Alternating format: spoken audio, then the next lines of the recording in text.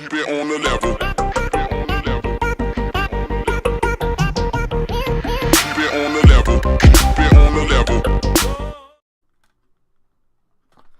Hello everyone, and welcome to our first park review. Today we're reviewing Six Flags Great Adventure. Now, I know I may be biased because it's my home park, but I know a lot about it, and I have some ideas the way it could be improved, and an overall review about it. So let's get right into it. So Six Flags Great Adventure is located in Jackson, New Jersey. As I stated, it's my home park. They have a great collection of rides, but are lacking outstanding coasters. Now, El Toro is great, Nitro is great, but King Ka is the only ride there that stands to the general public, even though it's the other way around for enthusiasts. Yeah. I know King Ka is the only one that makes the headlines. El Toro's secondary, Nitro's like kind of secondary, I guess. It's not as big as El Toro, we all know that. But that's just, it's more advertised King Ka and Nitro and less advertised El Toro, which is very weird. But when El Toro won the golden ticket, it got advertised more. So that's some weird thing Six Flags did, I don't know. So now the park has 13 roller coasters, 14 if you count the Super Loop, and yes, it's not a coaster, no need to comment.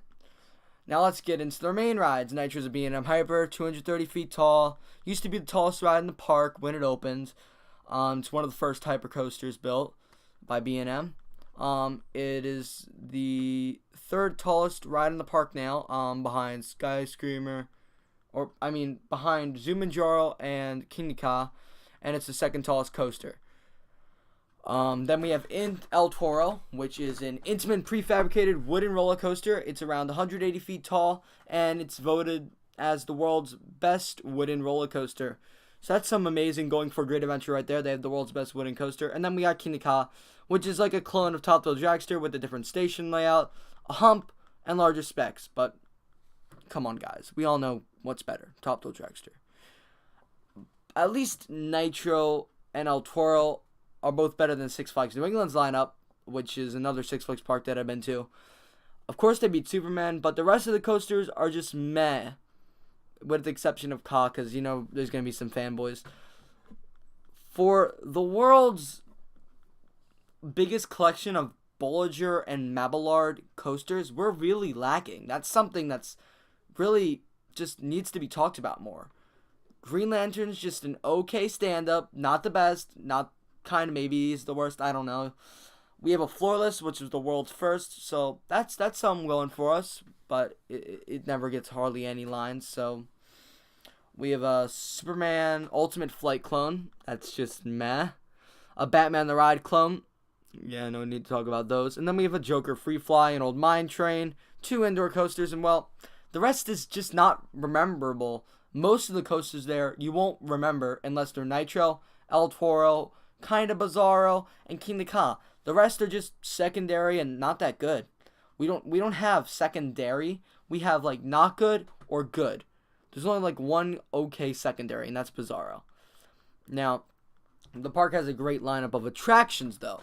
The world's largest theme park, Great Adventure, is at 510 acres. And yes, Animal Kingdom's not 500 plus. As Disney says, it is 500. So, Great Adventure is the largest.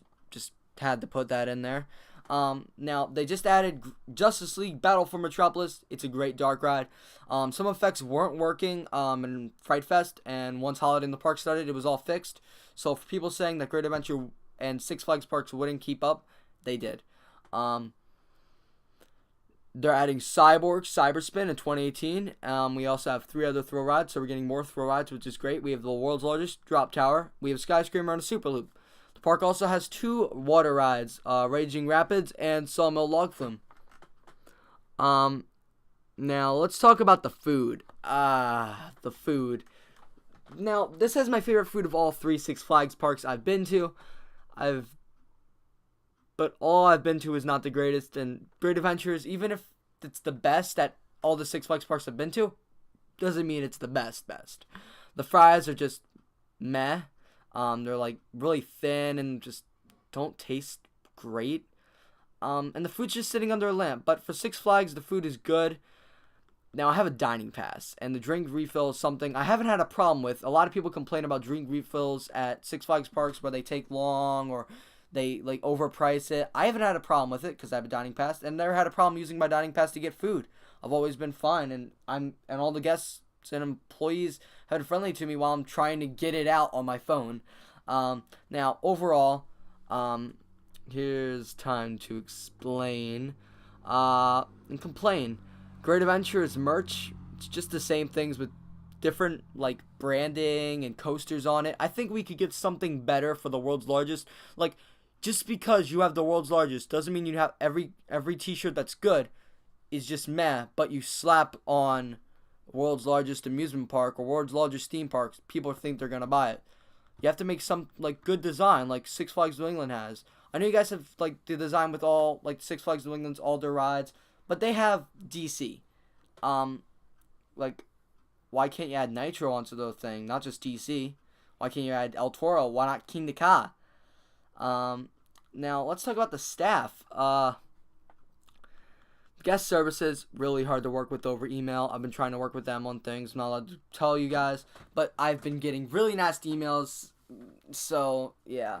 Now their staff in the park have gotten way better since I went there as a kid, but still, of course, it could be improved. So my overall thoughts is it's just a Six Flags park with higher standards than some.